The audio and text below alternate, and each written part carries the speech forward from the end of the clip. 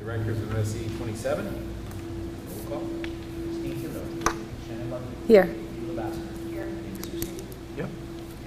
Here. Here.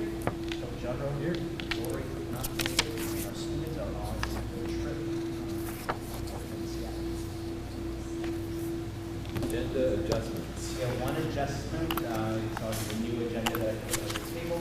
Under items business, new business, A, items for information, I'm going to add an item 3 under new hires, FKES, educational technician 1.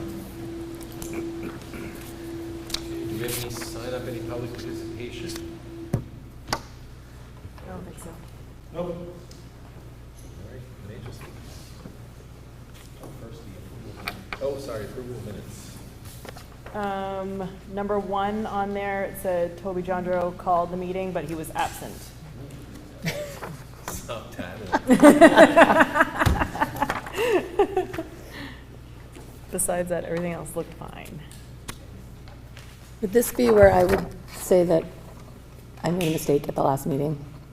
If you would like to, it's up to you. Well, I don't know when is the right time.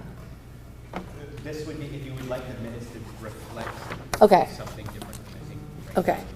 When we were voting on the coaches, I abstained from the vote. I had listened to some rumors and didn't really know what was going on and wasn't comfortable voting on somebody. Checked further after that and realized that I was mistaken and that none of that was true, and I would not have withheld my vote. I would have voted in the affirmative for all of those coaches. And so I just wanted to state that because I know that people's reputations can be hurt by things like that, and I don't want that to happen.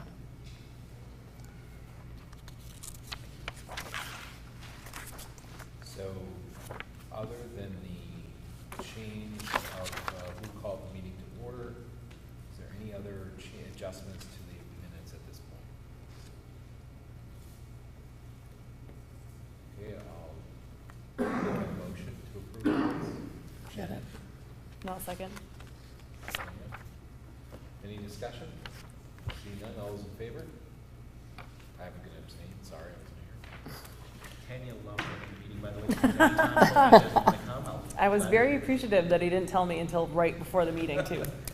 I liked that surprise factor. Yep, anytime. When's the next meeting? The next meeting is the 9th. It's literally 3 weeks from now, the 9th of December. Okay. All right, financial statements.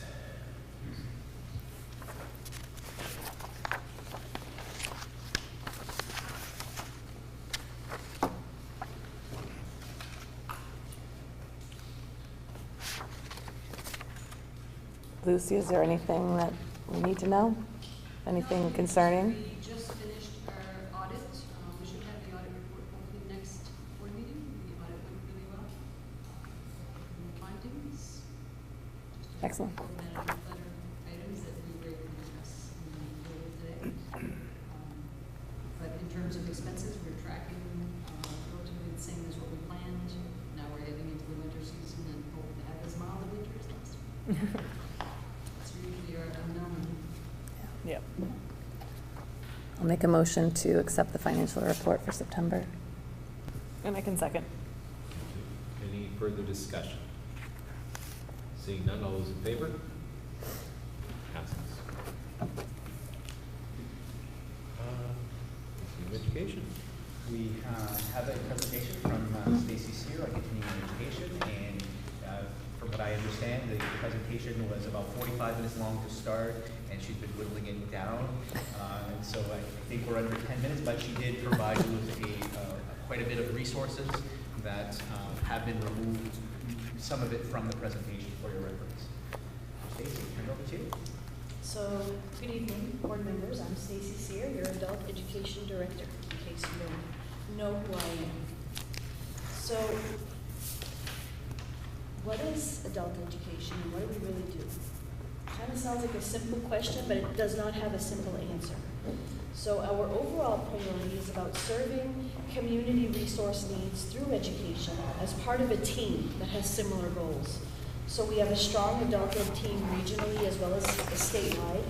We provide a variety of education services with partners that are essential to what we do. We can't do anything without our partners.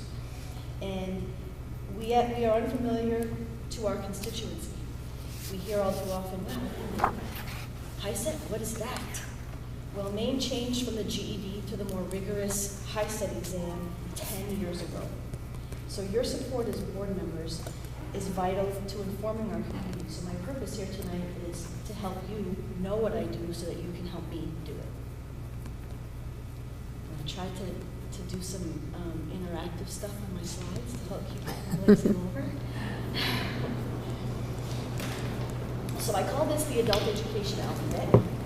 And adult education is often not recognized as having equal value when compared to the K-12 diploma, for example. And contrary to that belief, it is in fact accepted by employers, the military, and college and university enrollment. And in fact, the HiSET has a component to it that will qualify someone as college ready if they are college ready. Thanks. So we're overseen by a team from the Maine Department of Education.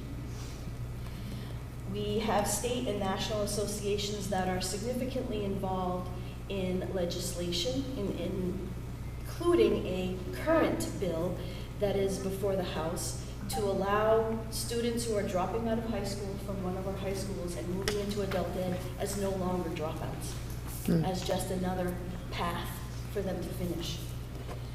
Staff are certified and legally mandated, just like day school staff. Programming is about lifelong learning and focusing on those who seem the least likely to succeed. And in my opinion, everyone deserves the right to pursue success as success is defined for them, not as it's defined for somebody else. And they should have a chance to move forward and reframe their journey. You know, some of our students have had a lifetime of failures, and we help them to reframe that for them so that they can be successful. And it's important for you to know that I'm holding back because I am very passionate about this work, and you'll see why when I show you some more of my slides. But I've seen our model work for so many students who in the past have believed they just could not. Period. They just could not. There's no qualification of what they could not. They just could not. So career pathways is at the foundation of everything we do. So Maine Adult Ed utilizes a career pathways model that for every single learner, they come into our program and we help them with individual employment goals. And these employment goals are flexible and they match their abilities, their needs, and we either match them to employers or we match them to further training, depending on their career pathway of choice for sustainable work. Career pathways components involve a series of interconnected steps, and they're not linear. They're deleted, they're repeated, they're interchanged depending on a student's specific needs. And as those changes are adjusted for that student may come to us not wanting to go to college. And all of a sudden they have a little taste of success, and maybe I can do college, so that changes. These are some of our partners within that community that Career Pathways play. So these are the parts I really edited because I knew they were dry, but it's important for you to know what they are. So WIOA is the Workforce Innovations and Opportunities Act. This is federal law, and it actually existed previously as something else and started out in the 1960s, specific to adult ed. So this law dictates that adult ed must provide instruction that ensures career citizenship and college readiness for all Maine adults, while focusing on those with significant barriers. We know these community members.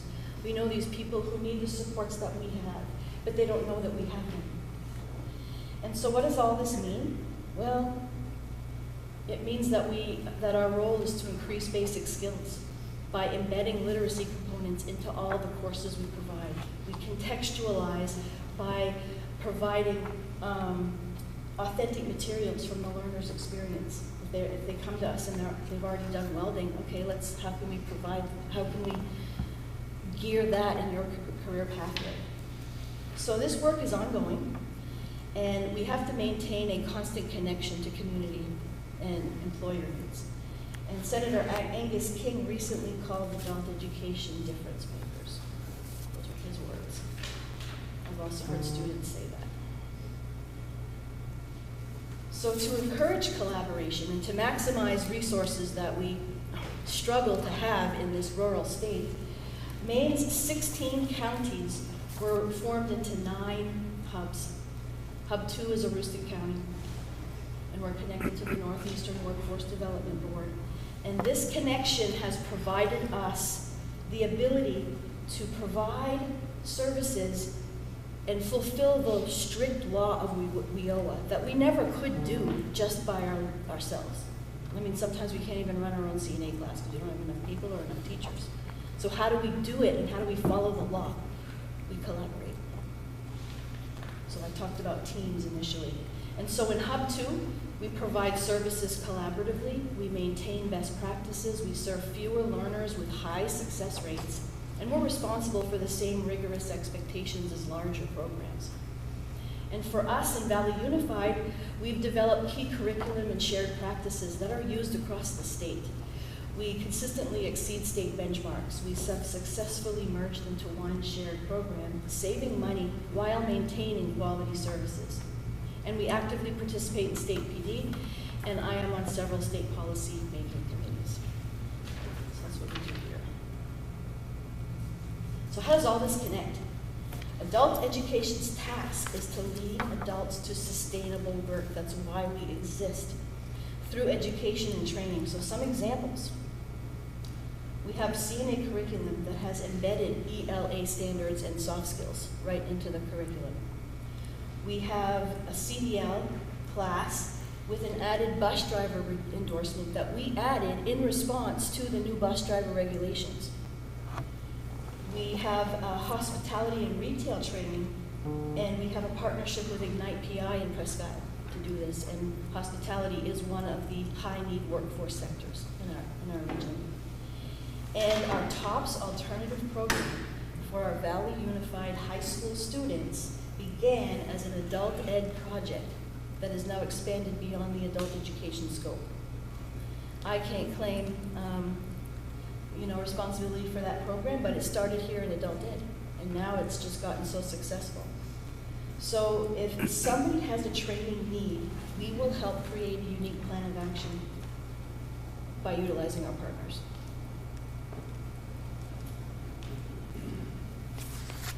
So AFLA is something you sometimes hear in my reports, and this is a competitive federal grant that's connected to the WIOA law that allows academic adult classes to be provided at no cost. So yes, we charge for CNA and CDL and PSS, but high school diploma and college prep, that's all no cost to our learners. And part of that grant, we have to serve at least 3 people. We have to serve at least 3 of these categories, so high school completion, college transitions, etc. But I want you to notice that missing on this list is enrichment. So enrichment is something we can do. Some programs use it to bring in extra revenue. It's hard to do that in a smaller area like ours. But it's no longer our priority. It hasn't been our priority, yet the community sees us as an enrichment program. And that's not who we are anymore. And you've seen that law dictates that we do different things. So we can provide enrichment, but it's not our priority. And these are some of the things that I crossed out to make it shorter. So how does all this affect you, and why am I giving you this presentation? Well, some of you are new. A lot of you are new since, I can't remember the last, I don't know if I've ever done this, so I don't know when it was done before me. But local warrant money, the subsidy that we earn on that money, and in-kind services. So we're provided space. We have janitorial services. We have IT services. We have access to the CTE center. There's no charge to us for that. So those are the essential backbone that allows us to do everything else. Without that, we couldn't do all those other things. So this local program has been extremely fortunate to have the support of the board historically. I mean, that doesn't go unappreciated.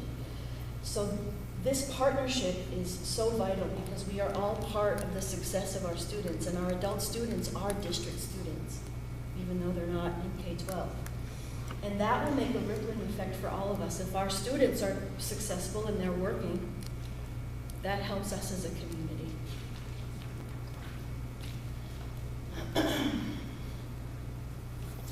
So, here's an example. I tried to summarize it as much as I could, but imagine a 50-year-old female working in low-pay, entry-level positions all her life. She attempted college several times unsuccessfully before completing Madawaska's College Transitions Program as part of our class. The ongoing support that we provide once they're enrolled in college, she applied for and received a state scholarship to UMFK, full ride, including transportation, computer, all of that. Served in student government, graduated with an academic award, and is now working in this community rather than needing to move elsewhere to find sustainable and rewarding work. This helps all of us. Her success is now everyone's success. So I can tell you story after story. All these initials are students. Story of adults emotional when they learn how to believe in themselves. Adults who realize the importance of role modeling for their children. And young adults who finally learned more about adulting. They are examples of successful partnerships and adult-student resilience. One missing step or one disengaged partner, and it all slips through the cracks. 1 in 10 of working-age adults in Maine do not have a high school diploma. That's a difference of at least $10,000 a year. We can help. Adult students are not always successful the first time around. They have a bad rap. But when they're ready, we're ready to help them.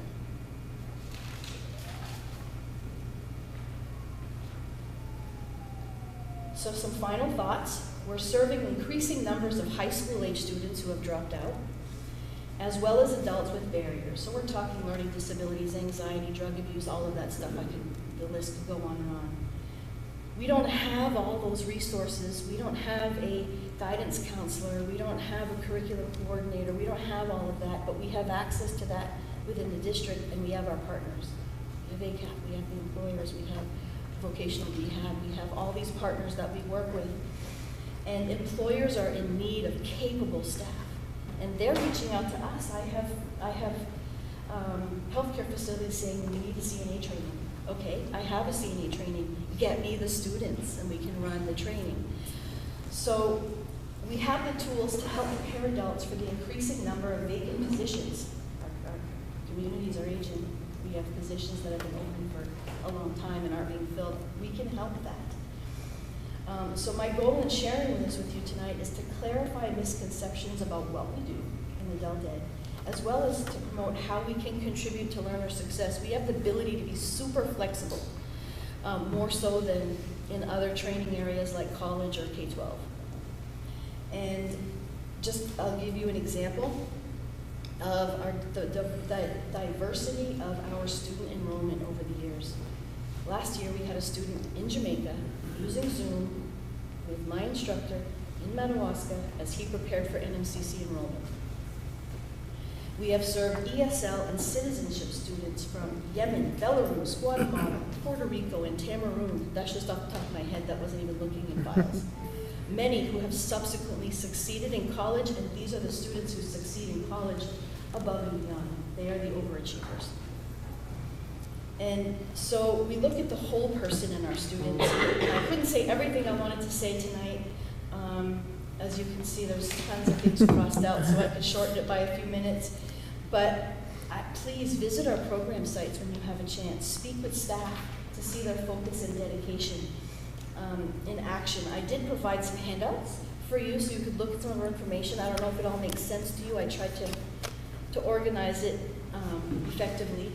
But I ask you to think about adult education in the ways I described to you here tonight. I ask for your continued support to help you serve your community by accurately informing everybody. I welcome your ideas because I certainly don't have all the answers. But I thank you for your time, and I can entertain any questions if you have any. You can reach out to me anytime if you ever have questions or want to know more. What is Thank enrichment? you. Excuse me? What is enrichment? Enrichment is the basket weaving and the learn how to use your smartphone and the painting and the Non-career oriented stuff. personal Creativity stuff. personal enrichment. Okay, thank you. Thanks, Ms. Stacy.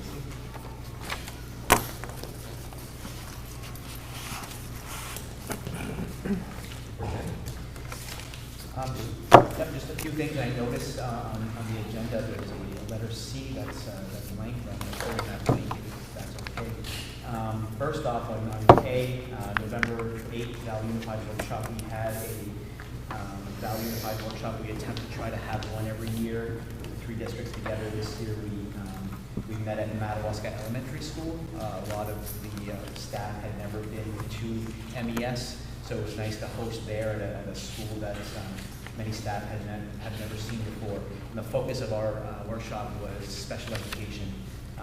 Actually had Ms. Jill Kelly and Ms. Denise Pelletier get on a conference call with Eric Herlin, who is a special education attorney for Drummond and Woodsum, and they brainstormed this workshop based on what they were hearing, but also what our staff have been asking for with respect to what is a regular educator's responsibility to special ed and how does that all work.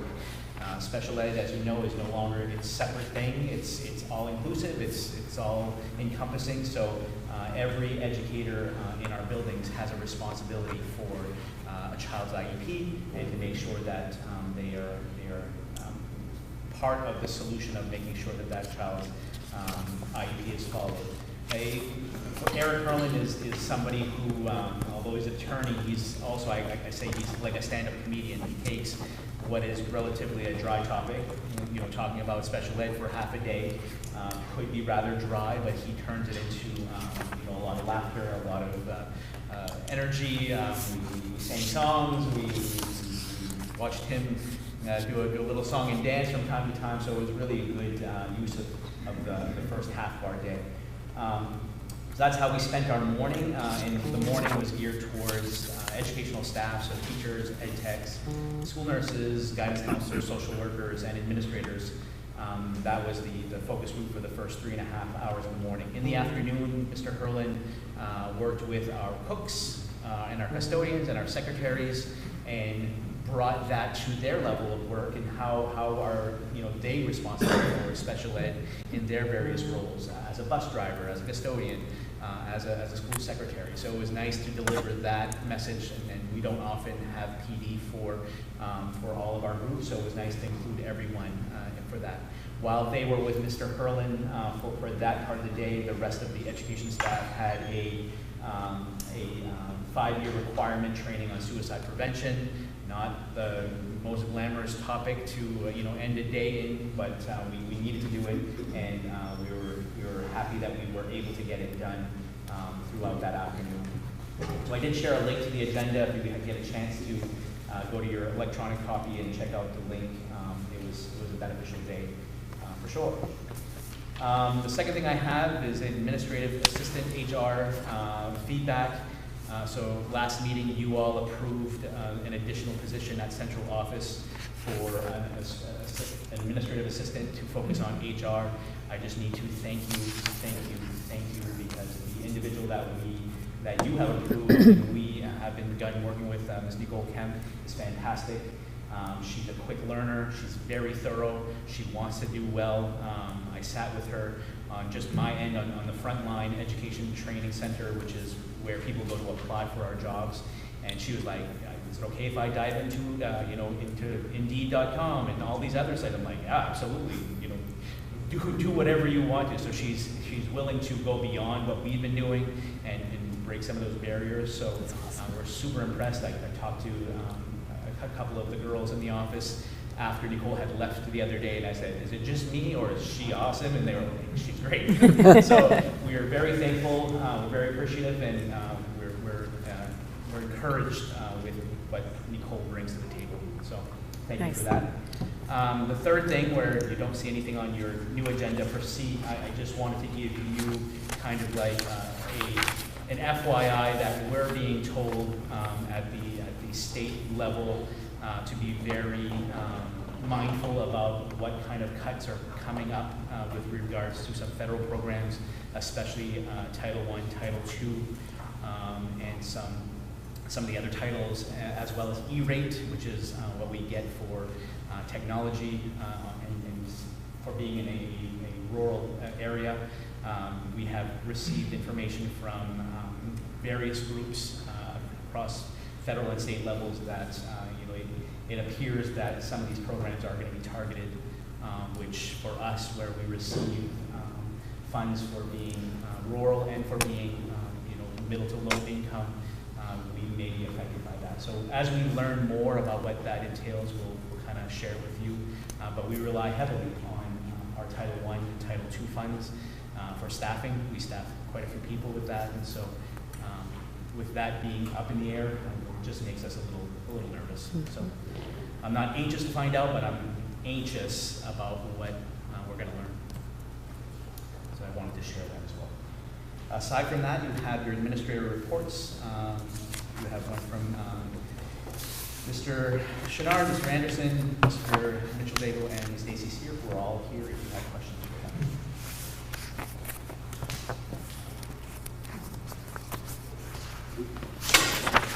Mr. Anderson, was it a score of 0 to 4? That was the base that you got? Okay.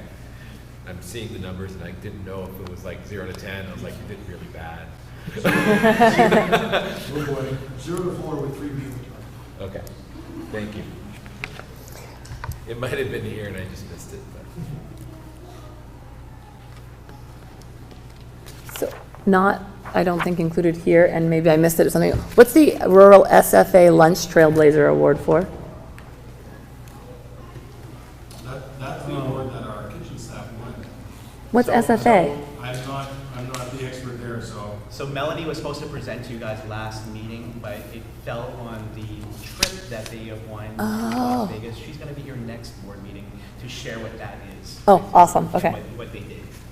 I'm just sitting here looking at Toby going, oh, what's that?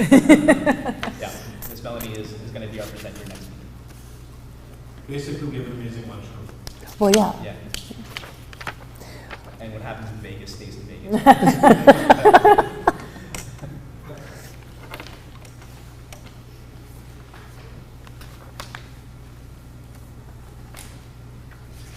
Anybody have any further questions for administrators?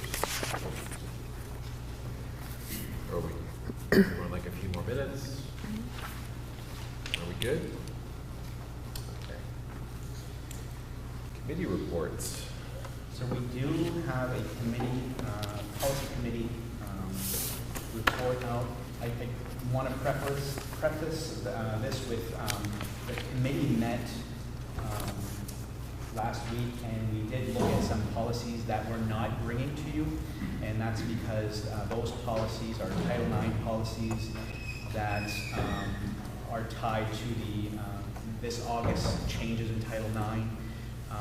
I reached out to legal counsel and said, hey, with the change in administration, should we hold off on adopting a policy that we're likely going to have to adopt again shortly? And they said, it's okay to hold off because there's likely a change. And our current policy is the 2022 version, which is the main standard. That's very, very close to what the federal standard is. So they just advised that if we have a Title IX incident, that we contact them and have them walk us through whichever version is in play. So I said, okay. So I didn't want to just waste your time. They're very lengthy policies, and I just want to hold off until we know where Title IX is going. So the ones that you do have in front of you, the first one is JLCD. That is our administration of medication to students. We adopted that, I think, 2 years ago, not too long ago. And when we did, it was to include life-saving measures. At that time, we added the life-saving measures of epinephrine, which is the EpiPen, and also the Narcan was the other one. Now they're offering a third life-saving measure for glucose for those who are diabetic. Nurse Monique did look through this. She saw the recommended revisions obviously okay with everything. Most of that language is in regards to that change in adding glucose to the life-saving measures. There is a section on section L where they put in a sunscreen thing as well. Apparently, there's been some back and forth about whether or not kids need a strip to put on sunscreen. The policy says they don't, as long as they have parent permission. And it's not the sprays, it's the ones you have to rub. So that is also included in that. Nurse Monick has reached out to Dr. Hart, who is our school physician, who does the orders for these life-saving measures, and was fine about adding glucose to the list of life-saving measures. So that's what you have for your first read in that policy. It is boilerplate. It is what has come from main school management. There's that. The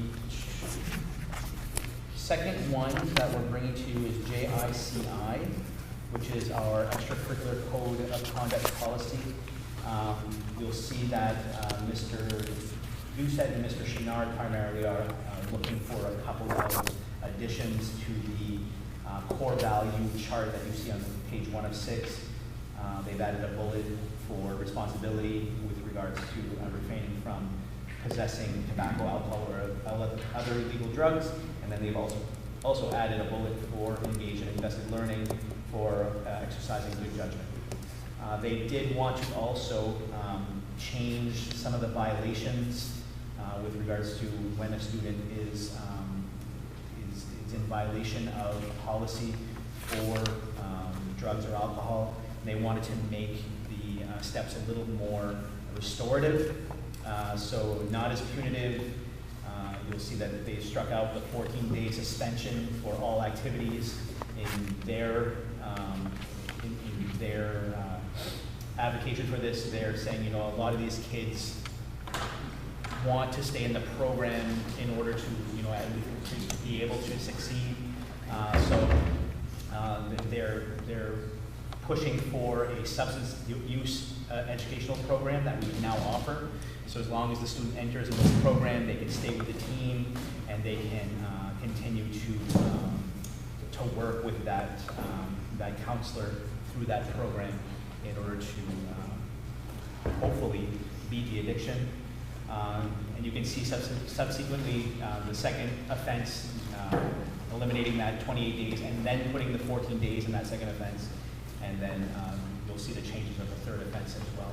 So a little more restorative, a little more supportive, and in working with the student athletes on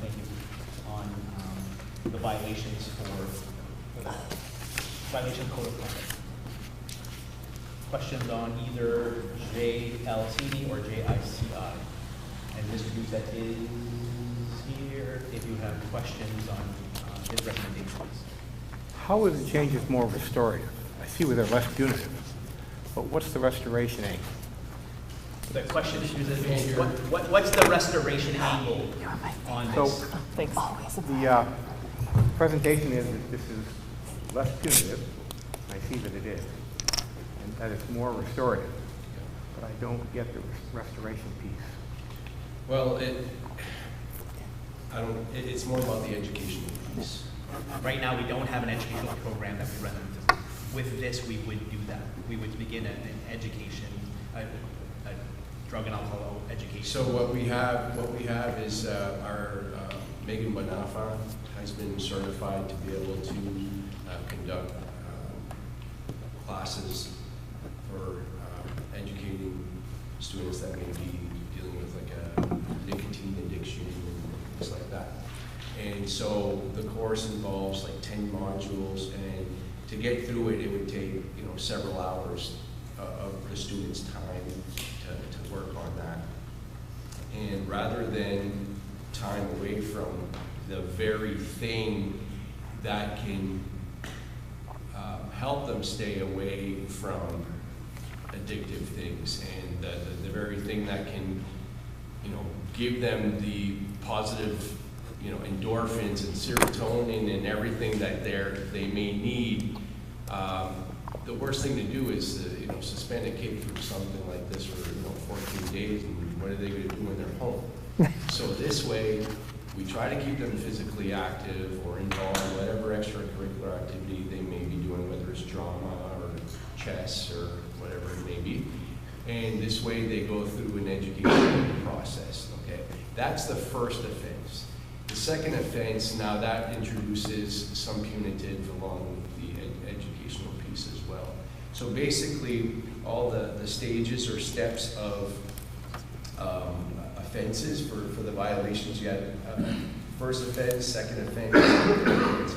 You'll notice that for the second offense, now we're going to implement some of that harsher, you know, punitive part, since that may not have worked as well with just the educational piece at first. So we're trying to, and honestly, we usually don't get that far into the violations, you know. But the one thing we've been lacking is the educational piece. To just push kids away and not help them or teach them how to deal with their addictions and how to soothe their struggles in other ways besides addictions, I think is something we need to consider anyway. So that's the biggest piece that we're trying to introduce here. Well, just for the record, I'm no fan of a punitive approach with kids generally. Big fan of an educational approach, but if it's really an effective educational approach, and I think that usually involves engagement with people, mentoring from adults, talking with them, as opposed to maybe sitting in a room and watching a movie or something like that. In other words, direct engagement. Maybe a group, you know, where you really work the issue over.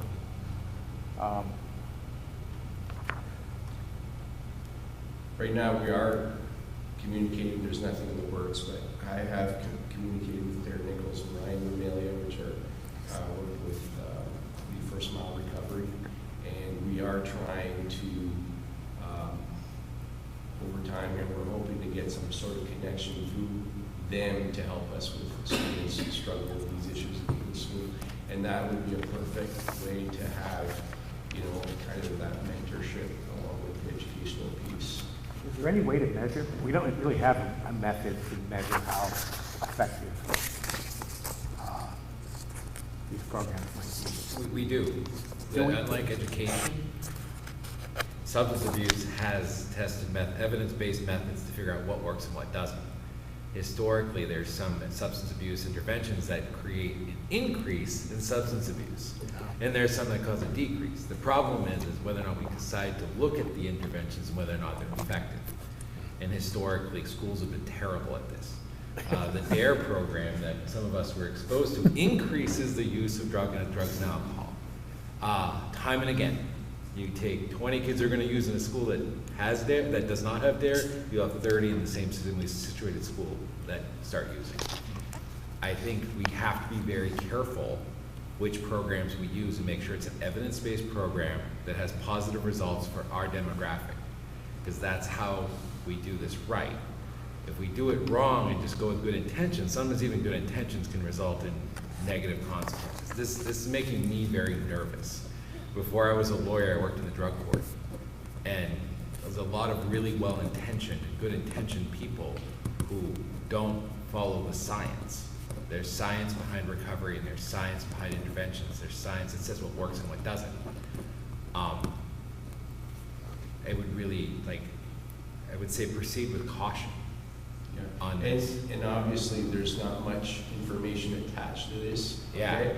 But we can give you guys a lot more information as far as data and the program that's being used and the training that was involved, and the certification that Megan had to get. And it is based, specifically for school-age students, and it is more of a I don't know if I want to use the word restorative, but it is in a way that we're not making them feel bad, or it's understanding their position. And what we've been doing so far, we've been just basically making them feel terrible about their mistake and get pushed away. And now they're not part of a team or something, so now you've got the whole team turning on them too. And if anything, it pushes them further into that dark space that they're struggling in. You know? So I remember high school.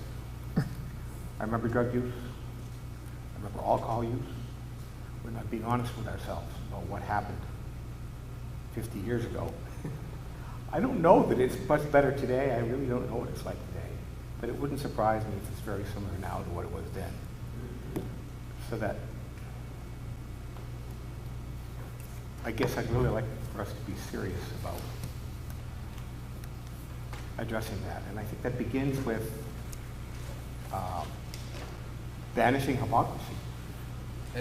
Banishing hypocrisy. One of the issues, you know, has always been the folks go out and get drunk on the weekends, but the kids can't drink. Kids don't understand that, right? And so we begin to talk about this stuff, you know, really in a way that is meaningful. There were, when I was in high school, issues about star athletes, maybe, who might have been in a compromised situation, but who were not punished because they were star athletes. What does that teach you? It's a very important lesson you learn in high school, but it's not a good one. I think it would be really useful as part of a restorative program to deal honestly and frankly with these things that are happening in our society and in our schools.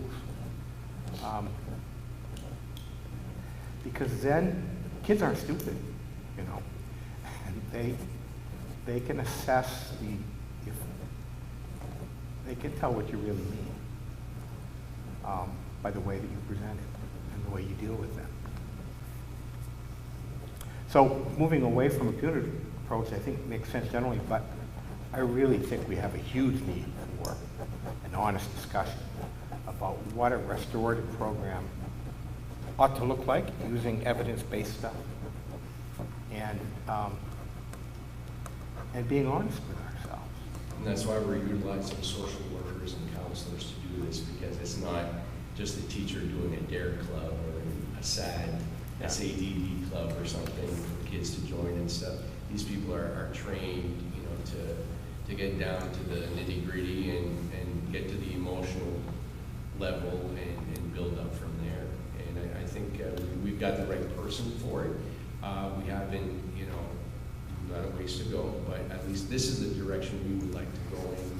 And of course, we can't go against the policy. So I think if we're giving at least the permission to explore, learn, grow, and I think we can come up with something pretty robust and useful that'll be effective and long-lasting for kids, if possible.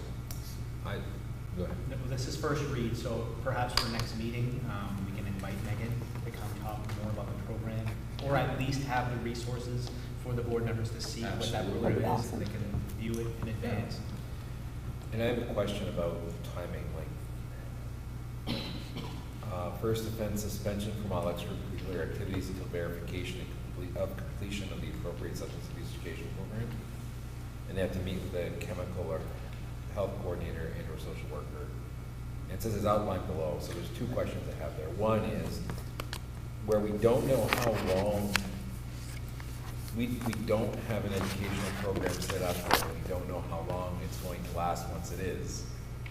We could have potentially a situation where we have a longer suspension than we originally had of 14 days.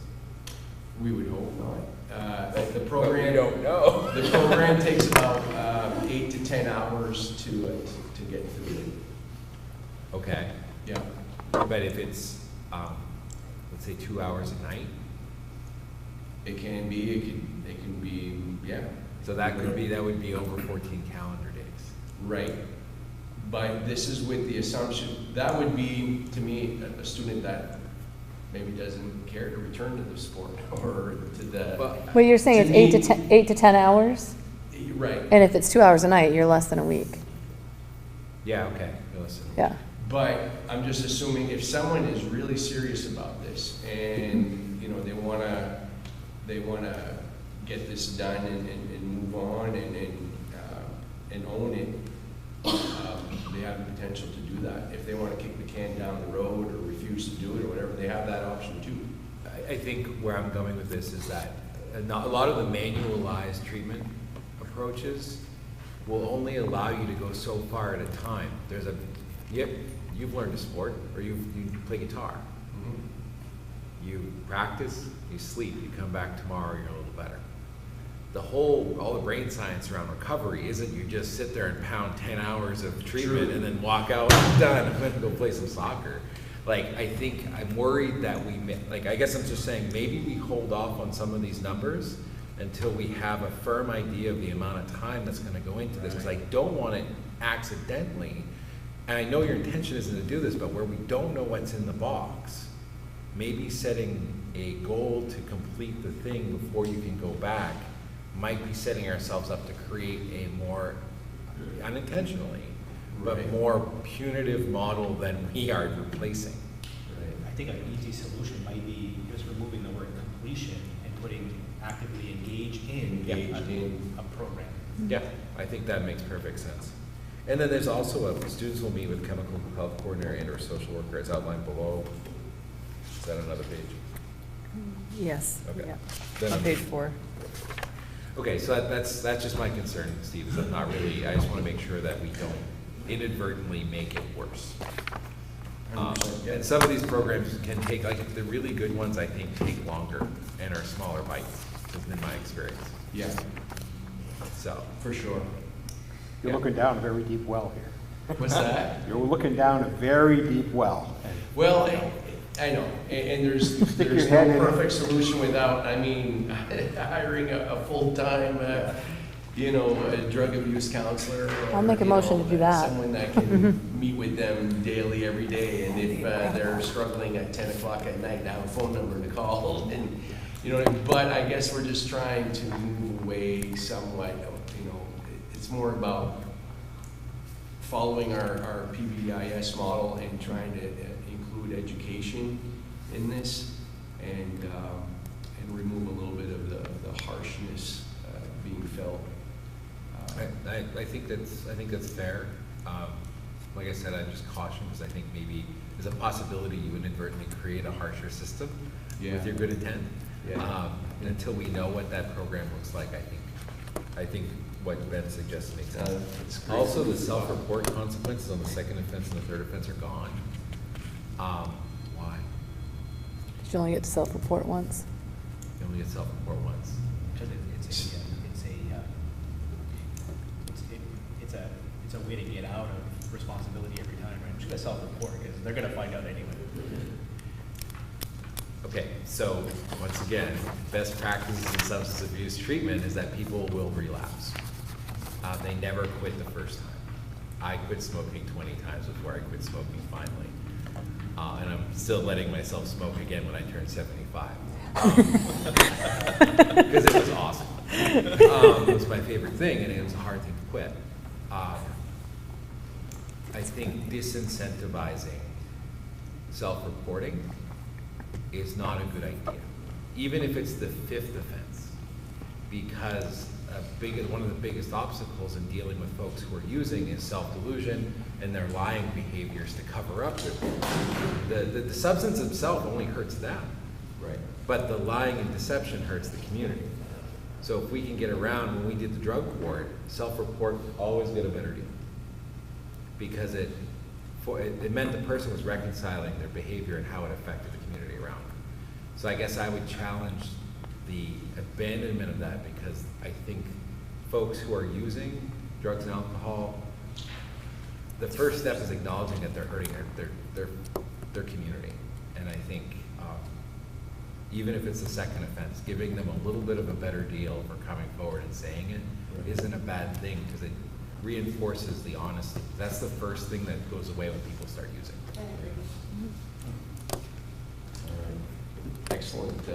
Not trying to discourage you from poking the bear. No, but you By all guys. means, poke the bear, but Yeah, no, it's a big bear. it is, and the information you've provided is going to be helpful, because we can go back and that's why we have this first read, so that we can add experience and know-how and whatnot to this, and I'd like for it to be done right, so with your What's, help. What is the experience with the self-report?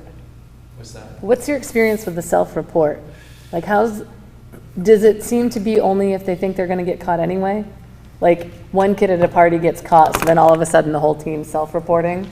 I mean, that's how it was when I remember very clearly my junior year, this happening in high school, like you said, but. The way it's stated in the policy is the self-report has to happen before anyone finds out about it at school. Okay. So if they step forward before their coach finds out, or if they step forward before the athletic director finds out, or administration finds out, that kind of thing. Not to wait, you know, until they found out, and then it's like, well, I want to self-report. You know, they're supposed to self-report before something has been reported. Let's sit down and look at some of these suggestions and see. Absolutely. Bring it back for first read again. Yeah. And hopefully Megan will be able to provide us with some more Yeah. information. And it'll hopefully be at this next policy meeting. I'm sorry I missed it. So, and I'm happy to help participate. This was something that I spent a lot of my life working in, and it's still something I deal with the work I do now. Yeah. So it's tough because we're inclined to see it as a behavioral issue, and it's not technically. It's not like somebody coming in every day and kicking their neighbor in the shin. It's a little different, and I think sometimes we get used to using the same processes across the line, and maybe it doesn't always work, right? So I'm happy to help. Yeah, I'd love to have some help. Do we If have? we had somewhat of an idea of what direction we want to go, we can use some help for I sure. think the first step is finding, if you can find an evidence-based program for the kids in the age group you're looking to target, that is 9/10 of the trip. Yeah. From there, it'll backfill And I itself. believe that we have, Okay. but like the rest of the stuff that you were talking about, you know, I think we can, Well, and along those same lines, are there schools, is there a way, I don't even know if this data like exists in a, like I would Google it and it wouldn't come up, I'm sure, but to find a rural high school that had the level of substance use that we, I think, have right now, that maybe made a difference, and see what their policies were? You're gonna find when you start looking at what other schools do, 9 out of 10 times, that punitive approach is the preferred approach. That's how they do it now. And that's not working. I mean, okay. Some school boards would not even hear of a restorative approach. They want that kid kicked off the team, Unless it's there. unless. Yeah, I think we're positioned to do some good, because it's gonna be, for some of these kids, it'll be the last time they have an opportunity to have a positive intervention, and I think we should treat it as their last chance here, because once they leave here, they don't get those chances anymore. So I think this is incredibly valuable for our community. Thank you. well, thanks for considering it, and This is one step at a time. Thanks. The remaining policies are E-section policies. I'm telling you, that E-section, oh my goodness, that's a rabbit hole. So I'm only giving you a sample of what was there. It appears that the majority of those policies in that are not necessary for a variety of reasons. Main school management is requiring only 6 in that policy, and I'm not bringing those 6 to you here today. But so when we met as a committee, we simply just said, I think we don't need that unless you see something that we don't. So EA support services goals. The school board looks at the support service operations as essential to the main function of the school system, which is the education of the pupils. I mean, that's the work that we do. I don't know that there's necessarily needs to be a policy that says we do that work. EB safety program, possible to protect all safety of students. I mean, these are just things that we do. I don't know that I need a policy to say that, unless you guys feel differently. Bloodborne procedure for accidental bloodborne procedure. I mean, we have our procedures that are already in place that mandate us to do that. We have OSHA standards that we have to follow, and I believe OSHA is going to capture all of that. Use of seatbelts, that's a law. I mean, we all have to wear seatbelts. Custodial services, yeah, our custodians have to clean, and that's what they're hired to do. And then building grounds and security, I brought that one because it's talking about keys, and we don't use keys anymore, we use fobs and badges, and, I mean, I think these are all just outdated and not applicable anymore. So our recommendation as a committee is to eliminate those 6 policies as a start. Do we even still have a building safety committee? We have, each building does have a safety committee that meets on a regular basis, once a year, to talk about some of the safety concerns, but not a fully, not a district safety committee. Just each building does it.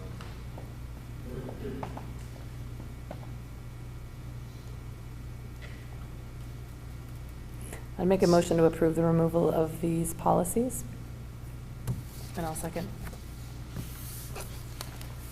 Any discussion? Seeing none, I'll shut my mouth too. All those in favor?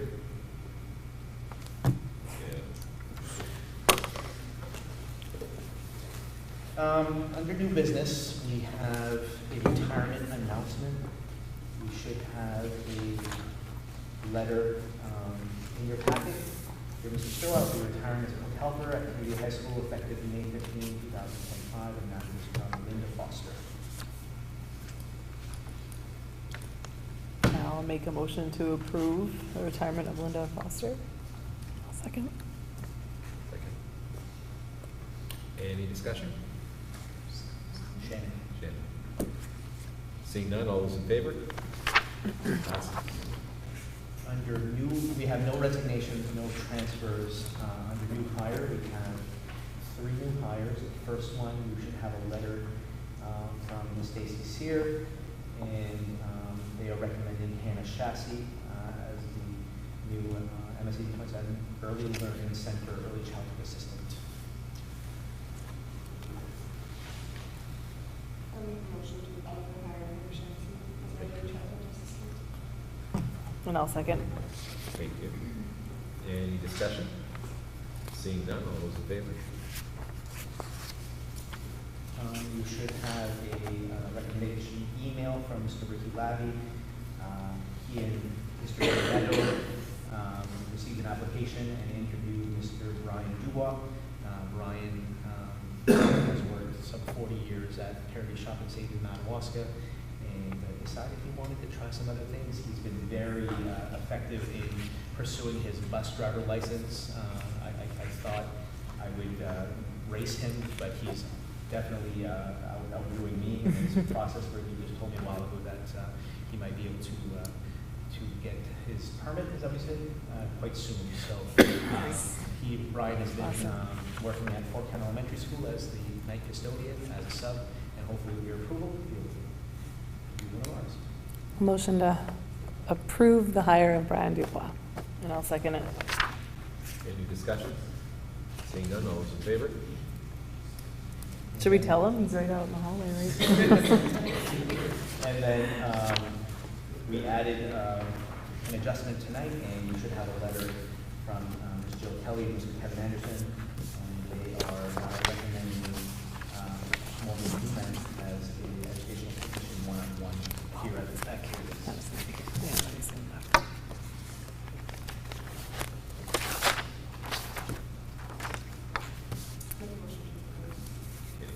I'll second. Thank you, Shannon. Any discussion? Seeing none, all those in favor? Passes. All right, another big one. We have been talking as an admin team for several years about how to get middle school back to being a middle school, 6, 7, and 8 together. Back when middle school was at Fort Kent Elementary, C Wing was grades 6, 7, 8.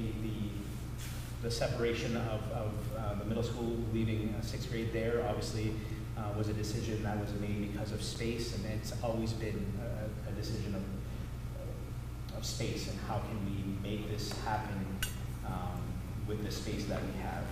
And we've come to a plan that we're proposing to you that involves 4 different moving parts, but in essence does allow us a pathway where we think we could get 6th grade to VRMS, and then have the other moving parts play in as well. Just for the sake of conversation, learning standards are aligned for grades 6 to 8 in the continuum. 6th grade, in our opinion, is age appropriately better with 7th and 8th than with elementary. Opportunity to bolster the middle school concept, opportunity to trade this, switch classrooms and have that high school-like experience as a middle schooler, having multiple teachers, switching classrooms.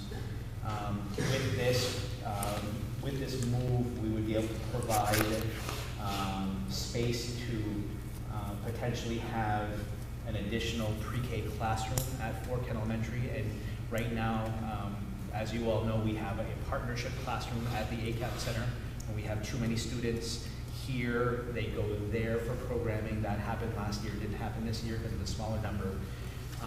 As long as we have a separate site, we're going to have to fight that fight with perceptions about that programming versus our programming. So moving that cooperative classroom here across the hall from our classrooms, working collaboratively together, we feel would be a better solution. So that's part of how we can get grade 6 there, but in order to do that, we'd also have to look at moving our daycare center, the Chippy Center, and we can talk a little bit more about that as well. Moving that to ACAP, so they're freeing up a space by moving their pre-K here. We're freeing up a space by moving our daycare center there. And part of that is because we're going to be mandating in 2028, we're going to have to, all school districts in the state of Maine are going to have to take over what is currently known as CDS, servicing 3-year-olds under special education. We're going to have to do that here because schools are taking that over. Some schools have adopted it this year as an early adopter, and there's some incentives with that. They're offering incentives next year that we're looking at as potentially taking advantage of if we do this.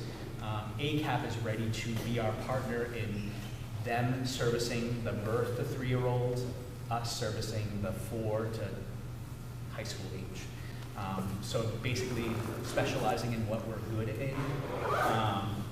Our current daycare situation was founded under the adult literacy branch, and Mr. Karen is the best person to speak about how that all came about and how it's all evolved. But essentially, that adult literacy program has phased out over the years, and we see the funding for that also phasing out. So what we've been able to apply from these programs in order to run that daycare center now seems like it's going to be more and more subsidized by SAD 27 because of the costs associated with that. And so Lucy just crunched some very basic numbers, and it looks like very soon it's going to cost us about $78,000 a year to operate that daycare center. That just comes from taxpayer money. So we're looking at ways to trim budgets because we know we're going to have some tough budgets. If we can hand over a program there, not close it, but hand over a program to an entity that wants to take it on, I think it's the best model where we're not interrupting services. We would offer them our staff, and they would accept our staff. What we propose though is a trade and exchange of one staff to one staff. We have Melanie Poirier, who is the lead teacher in our program. She's Maine State retirement vested. We would not like to interrupt that. We'd like to keep her as an SAD 27 staff there and exchange their teacher, who's going to come here for the 4th grade program, would remain their staff. So we're just exchanging staff as to not interrupt that and not hurt anyone's long-term retirement goals. And then the final missing piece of that is how to free up space in community high school in order to bring in grade 6. And we would be looking to move Stacy's office out of there into the Chippy Center in the space that we create there, and create a classroom space with that. We also have a big classroom that is upstairs that essentially could have a wall to make 2 classrooms. So we feel through that and through the other classroom, we can make some additional classrooms to bring in grade 6 and resurrect that 6th grade concept. All of this obviously is going to take a lot of work. I provided you with a timeline of what we feel like could be realistic. And I don't know when the appropriate time for board approval is. Is it at the beginning or is it at the end? I just know that we want to get moving on this, and we can't get moving on, surveying 6th grade, the parents of the current 5th graders who are going to have 6th graders next year, finding out what their concerns are, meeting with them, easing their concerns, hopefully. We've done this in Madawaska, we've done this in 33. It's been a wonderful change for middle school, especially in Madawaska, that really, they, like us, they were totally in a different building. 33 is a little bit different because they're all in the same building, but it really reinvigorated that middle school concept, which has been wonderful, and I think we can take that even a step higher here. And then giving time, for our Chippy staff to work with ACAP and what that transition model is going to look like. Getting the quotes we need to figure out what our minor, modifications to Stacy's office and that other classroom are going to look like, so that you can all see those numbers as well. So a lot of moving pieces, but essentially in the end, we're very excited that we can get grade 6 with the middle school, get that partnership pre-K classroom across from the hall from our other classrooms. They're already working together. They have, is it monthly meetings pre-K? Quarterly. The partnership meetings are quarterly. So they're already meeting together as a staff and partnering together. So I think the energy's there, the excitement's there to just build upon that and make it a reality. Can we approve getting the ball rolling? Like, I don't know how, I know you said you wanted I don't know if we should officially approve everything, because I don't know if we want to set it in stone now, but at least get the motions. I don't know how we would word that. It could change if ACAP doesn't want to accept our offer, then we're going to have to revisit that. Right, so I also provided you a sample MOU, just so that you know that ACAP and we and ACAP have been collaborating. They're very excited about this. They do this in other school districts. So I know that Mr. Netto visited Dyer Brook this week, was it this week? Where they have a ACAP cooperative classroom across the hall from their school classroom. They do that there, they do that in Limestone. So they already have their feet wet with that, ACAP does. We're not like a model, they would add us to the slate of schools that they already do that. So the MOU kind of outlines what that partnership agreement would look like. Not really concerned with the ACAP part of it. I'm a little nervous about our Chippy staff and how receptive they're going to be to working in that building versus this building. But I think geography is just geography. If they stick together as a staff, they rock it here. I think they can do that here and there as well. Worst case scenario is, I didn't want to be telling you in March or April that we've got to close that center down just because we can't afford it anymore. Yeah. The funding was there over the past few years. We still have to move some money around to look at some small deficits that we currently have, which we can do. But moving past this year, it looks like it's going to have to be subsidized by 2027. So I agree with you. I think I'm good with looking forward. I think the one thing I would like to see sooner rather than later is I'm looking at our agenda and maybe something explicit that we're going to be talking about moving 6th grade to the ERMS building in the agenda, so the public can come and participate. Yes, And yeah. we can see if people come in and they're angry or they have concerns or questions. I'd like to address that as soon as possible. Yes, because it's been a rumor for a while. Yeah. Well, I think it's the right thing. Yeah. But no, I don't want people to feel like they got ambushed. So I think like I'm looking at what's in here and I understand what you're saying now, but I think just looking at this facially, as it's presented in the agenda that was presented to the community, it may not be completely clear what Yep. we're saying here. So maybe put something on there, and put a place for people to come and ask questions. Yep. Could we do Whenever that you're at, comfortable, and at that point, after we move that, we revisit our approval. One thing that we did is, once we surveyed them in Madawaska, we said, we're gonna have a special meeting just to talk about this. And so I was able to do a presentation, we were able to have staff there to answer questions, and a lot of the same concerns. Are they gonna mix with the high schoolers? How are you gonna keep them separate? You know, and so having the ability for Mr. Doucette to say, well, this is how the lunches work, this is the staircase we use for VRMS. We can do all that, absolutely. We need to do that. Yeah. And be as transparent as possible. Yeah, because I'd just be curious to see what the pulse of the community is. Yes, The community, absolutely. if we put it on an agenda and nobody comes, then I'm less concerned than if we get a, full house. Because I think that this is a natural movement. Having a child who just went into starting in 8th grade now, the transition from 6th to 7th grade was really weird. It just didn't feel right. They couldn't really participate fully like I coached tennis Yep. in my time off. And, the 6th graders, it's really hard to get them in because they're just not here. And oftentimes they're by nobody's fault, they're kind of excluded. Yeah, just by virtue of Yeah. geography. It's really just the railroad tracks, but it's a big gap between the two buildings. The other side of the tracks. So, I mean, I don't know. I guess, anybody else have any thoughts? I like that, going, If I could, I agree with you. I think that transition from 6th grade to 7th grade is very awkward right now. I'm equally excited though about the transition of value at the early childhood level. Just having the ACAP classroom in this building, and to Katie's point, the MOU in your packet, we co-wrote with ACAP. So, we sat down and said, what does this look like based on, other partnerships that you have, and we crafted it to fit the vision of what we have in mind. And they're so enthused.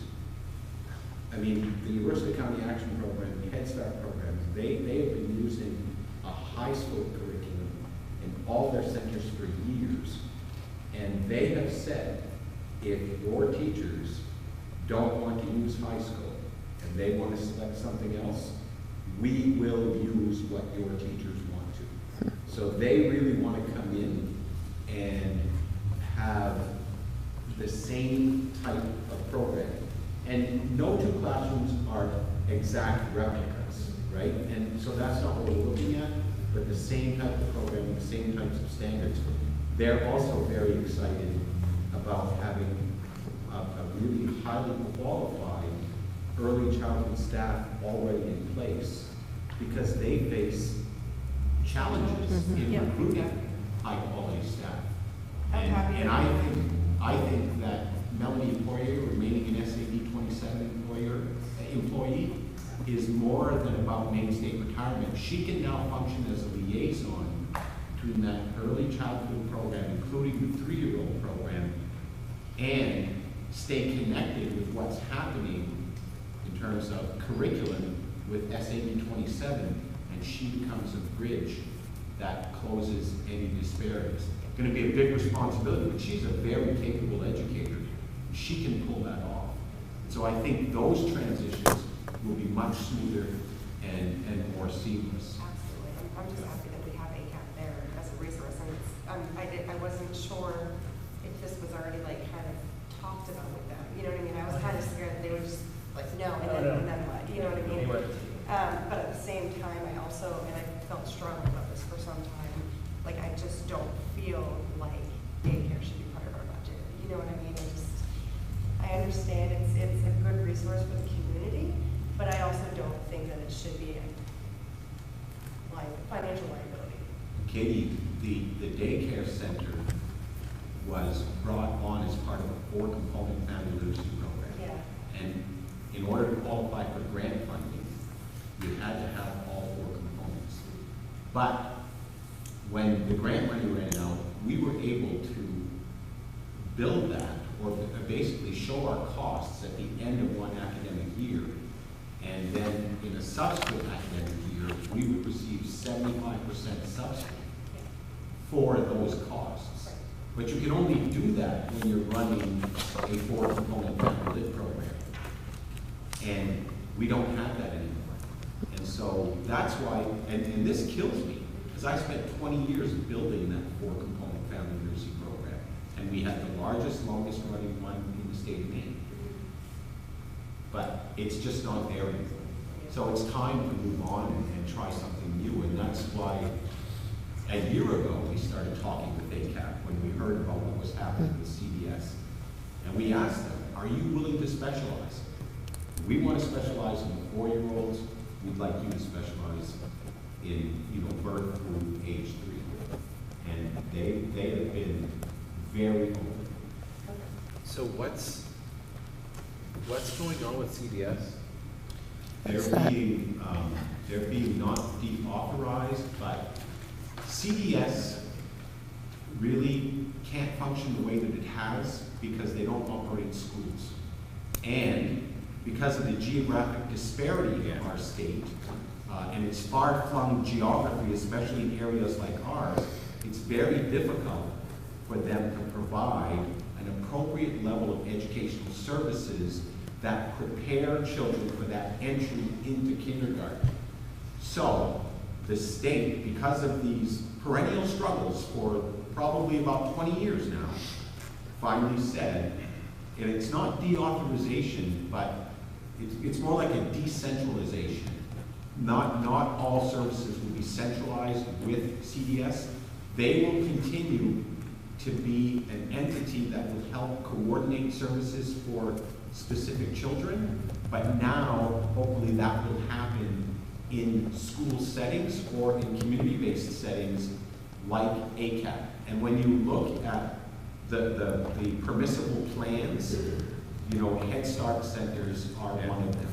But now they will be just there to marshal not the educational resources, but the support services to those children and families, both at centers and in classrooms, but also in the home setting. You had a time where CDS had their own providers and they didn't have to compete with schools. Now, CDS is coming to us and saying, we need a speech therapist. We need they're coming to us anyway. So they want to contract ours now. Yeah. Well, that was my experience. I had a child who was CDS eligible at 3 years old, and she just went to Head Start, and CDS really did nothing but miss the first appointment, and then rescheduled it, and then we never heard from them again. It was really, so I was wondering what the difference in function was, because it already seemed like they just farmed out the services to other places. So we're not going to see a reduction of services in the community because of this change. No, I think what we're going to see is greater efficiency Yeah, of services efficiency, in the yeah. community. Okay. Because they no longer have to worry about the educational services. Okay. That will be handled by schools. I guess that was the first question I should have asked. So thank you. So what I can do so we're meeting in 3 weeks, I can have a grade 6 presentation for you all. It'll be very similar to the one that we give parents, but it'll give parents an opportunity to see it on the agenda, come here and ask questions after my presentation, and then we can take it from there. I would like that. Yes, thank Yep. you. Do we need to approve anything or make a motion to? You could say carry on. She'll be approved. Okay. We'll just revisit next meeting, and we'll keep doing so. Cool. Anybody have any other comments on this particular thing? Anything further from anybody? I'll entertain a motion to adjourn. So moved. And I'll second. Thank you. We're adjourned. All those in favor? At the high school. Oh, yeah, that. I'm just gonna make sure. I knew I was going to be coming in on 2 wheels anyway tonight, and then I pulled in at the high school and everything was dark, and I was like, Uh-oh. what is happening? Oh. And then my car.